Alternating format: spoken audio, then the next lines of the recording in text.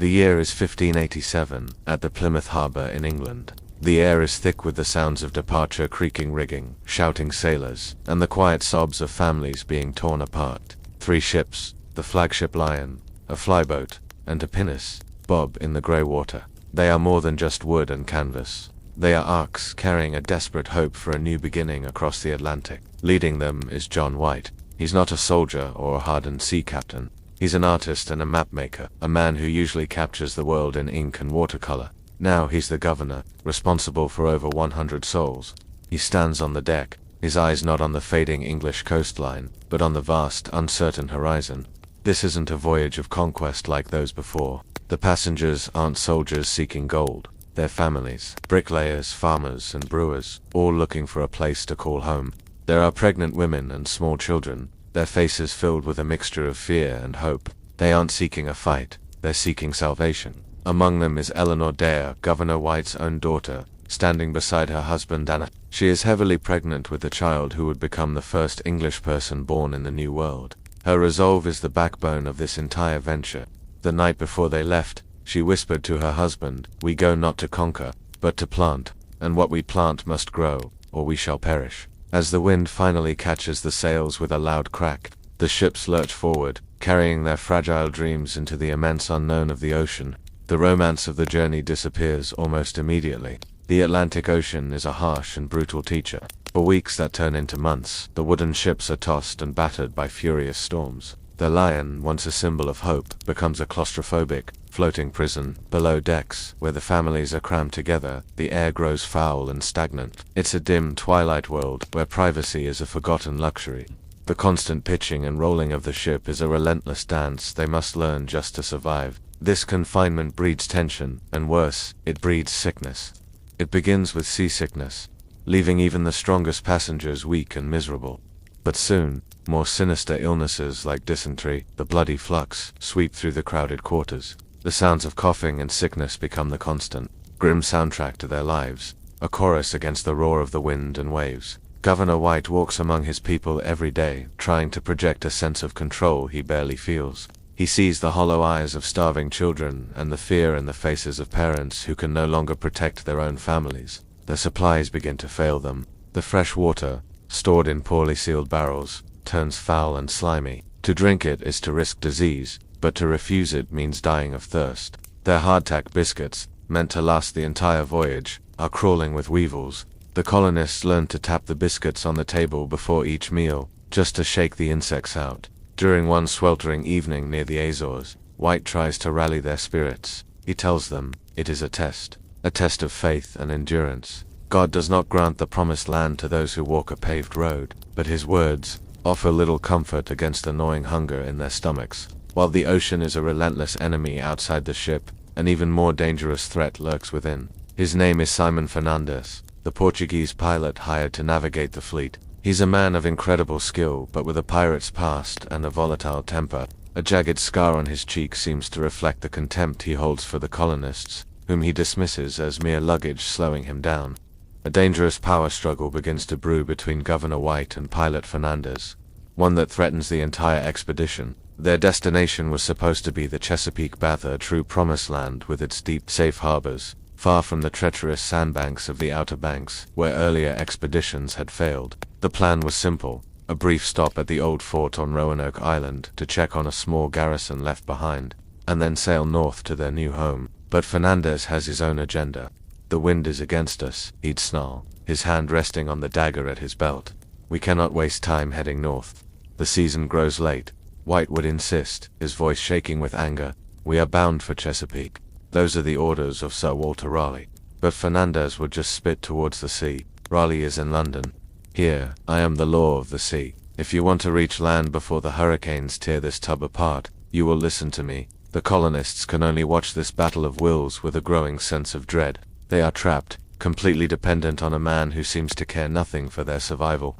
Every storm that hits them feels like a warning of what's to come, but they cling to their hope. They have to believe in Governor White, because the alternative is to accept they are being led to their doom. Chapter 4. The fury of the Atlantic. As they crossed the mid-Atlantic, the ocean decided to remind them of its true power. It began with a drop in pressure that made the inner ears ache. The sky turned a bruised purple, and the sea, previously a rhythmic rolling plain, transformed into a chaotic landscape of shifting mountains.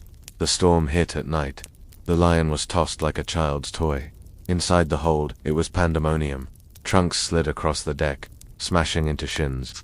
Lanterns were extinguished, plunging the screaming families into absolute darkness. The sound was deafening, the wind howling through the rigging like a banshee, the timber of the hull screaming as it twisted against the waves. Eleanor Dare huddled in a corner, flanked by crates, holding her belly. She prayed not for herself, but for the life inside her. Around her, people were reciting the Lord's Prayer, their voices rising in a frantic crescendo every time the ship took a violent plunge. Above deck, it was a war zone. John White, lashed to the rail, watched the sailors fight the elements. Waves, 40 feet high, crashed over the bow, sweeping the deck with tons of freezing water. Cut the mainsail, Fernandez roared, his voice barely audible over the gale. Men scrambled up the rigging, risking death with every step. One slip, and they would be swallowed by the black water, gone forever. The ship listed heavily to port, staying down for a terrifying eternity before slowly, agonizingly, righting itself. For 3 days and 3 nights, the storm raged. There was no hot food, no sleep,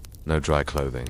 There was only the wet, the cold, and the fear. When the winds finally died down and the sun broke through the grey shroud, the Lion was battered but whole. The passengers emerged from the hold, blinking in the sunlight, pale and shaken. They had survived, but the ocean had taken its toll. They were weaker, their reserves of energy depleted, their faith shaken. Yet when they looked west, they saw birds, land birds. Chapter 5. The Caribbean Deception before reaching Virginia.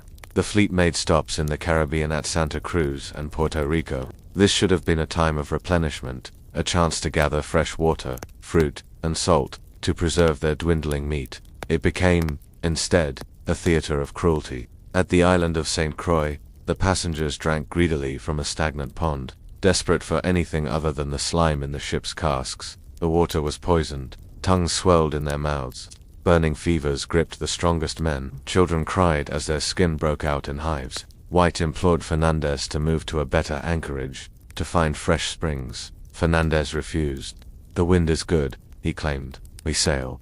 At Puerto Rico, White proposed gathering salt from the famous salt pans. It was essential for their survival in the New World.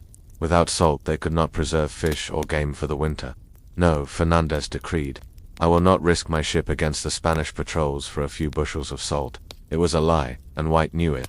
Fernandez was eager to engage in privateering piracy against Spanish merchant ships. He was not interested in the welfare of the colony, he was interested in prize money. While the colonists begged for time to gather food and water, Fernandez paced the deck, scanning the horizon for Spanish sails to plunder. The betrayal cut deep. The passengers, civilians who had trusted the maritime experts, realized they were pawns. They were not partners in this venture. They were an inconvenience. Chapter V. The false arrival. It was late July when the lookout finally cried, "Land ho!"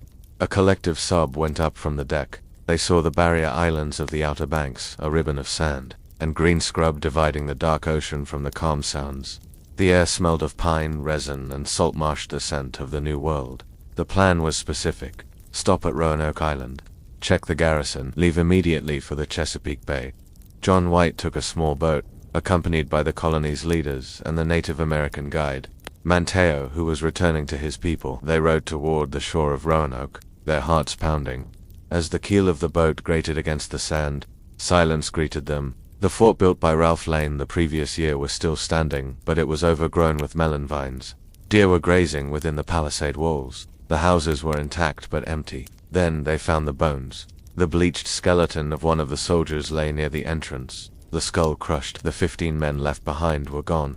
Whether killed by natives or lost to the sea, they had vanished. A chill settled over the group. This was not a welcoming home, it was a graveyard. "We must leave," White said, his voice grim. "We gather what we can and we sail for Chesapeake. This place is cursed." They returned to the ships, ready to weigh anchor. The passengers were already preparing for the final leg of the journey north, to the deep waters and fertile lands of the bay. But as White stepped back onto the Lion, Simon Fernandez blocked his path. The pilot stood with his arms crossed, a cruel smile playing on his lips. His sailors stood behind him, armed with marlin spikes and cudgels. "The summer is spent," Governor Fernandez said, his voice dripping with false regret. "What do you mean?" White demanded. "The winds are turning. The hurricane season is upon us." I will not risk my ships in the treacherous shoals of the Chesapeake. You were paid to take us there, White shouted. Our charter is for the bay. Fernandez shrugged. My duty is to the ship and the sailors. We leave you here. White looked back at the desolate island, the grave of the previous garrison. You cannot leave women and children here. The harbor is poor, the soil is sandy. The natives are hostile. You are here, or you are nowhere, Fernandez said, turning his back. I will offload your crates. You have until sunset. It was a mutiny of command. The passengers on the Lion looked at the shore, then at the pilot, then at White. The realization hit them with the force of a physical blow. They were being abandoned. Chapter 7. The landing, the disembarkation was a somber affair. There were no cheers, no prayers of thanksgiving, just the grim, silent work of unloading chests, barrels, and furniture onto the sandy beach of Roanoke. The sun beat down on them, hot and humid. Mosquitoes, thick as clouds, descended upon the fresh blood of the English. The promised land of fertile soil and deep harbors was a delusion. They were stranded on an island of sand, surrounded by shallow waters that would trap them if the Spanish came. Eleanor Dare stepped onto the sand, her feet sinking into the soft earth. She looked at the overgrown fort, the place where she would give birth. She felt a kick in her womb, strong, insistent. She looked at her father, John White. He looked aged, defeated. He was staring at the retreating silhouette of the Lion, which had moved to deeper water, impatient to leave. Father, Eleanor said softly. White turned, his eyes filled with tears. I have failed you. Generic. No, she said, her voice hardening. She grabbed his hand. We are here, we have the tools, we have the seed, we have Manteo. She pointed to the dark forest beyond the fort. This land does not know us yet, but it will. We will make it know us. Chapter 8. Virginia Dare. August 18th, 1587. The heat broke with a summer thunderstorm. In one of the hastily repaired cottages within the fort, Eleanor Dare labored. The colony waited outside, the women shuttling water and cloths, the men standing guard on the ramparts, watching the tree line for shadows. When the cry of the infant pierced the humid air, it was a sound of defiance. John White held his granddaughter in his arms. She was the first English Christian born in Virginia. They named her Virginia, in honor of the land and the Queen. For a brief moment, the fear evaporated. The birth of the child was a beacon. It signified that they were not merely castaways. They were a community. They were putting down roots, but the joy was fragile. Days later, a colonist named George Howe was crabbing alone in the lagoon.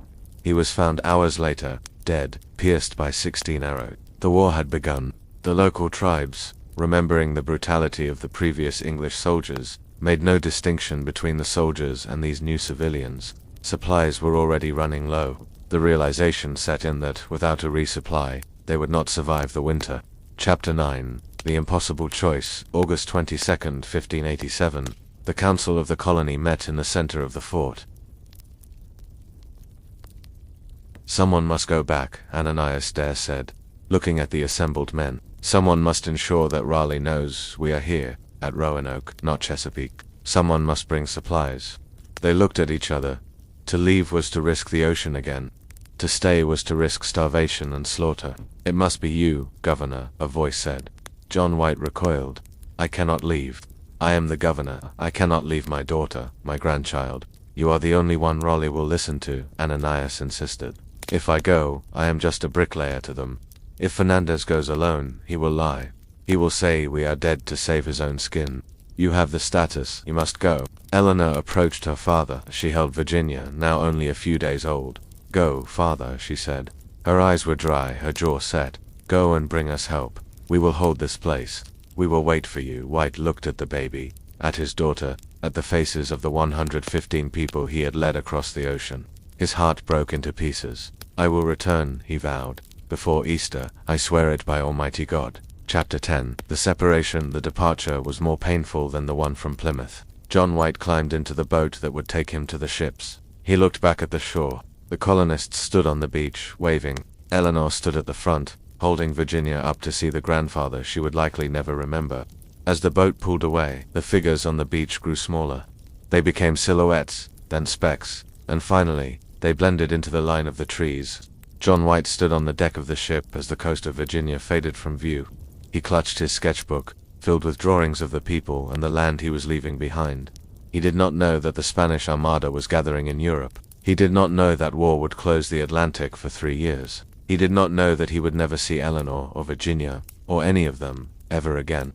He left them with a promise, and they left him with a mystery that would echo through the centuries. Across the Atlantic, on the sandy edge of a vast and wild continent, the 117 souls turned away from the sea and looked toward the forest. The wooden holes had groaned, the rations had dwindled, and the pilot had betrayed them, but they were still standing. The perilous journey was over. The struggle for survival had just begun. Historical note: this narrative is based on the true accounts of the 1587 Roanoke colony. John White did indeed return to England for supplies, but due to the Anglo-Spanish War, he was unable to return until 1590. When he arrived, the colony was deserted, with only the word Croatoan carved into a post. The fate of the colonists, including Eleanor and Virginia Dare, remains one of history's greatest unsolved mysteries.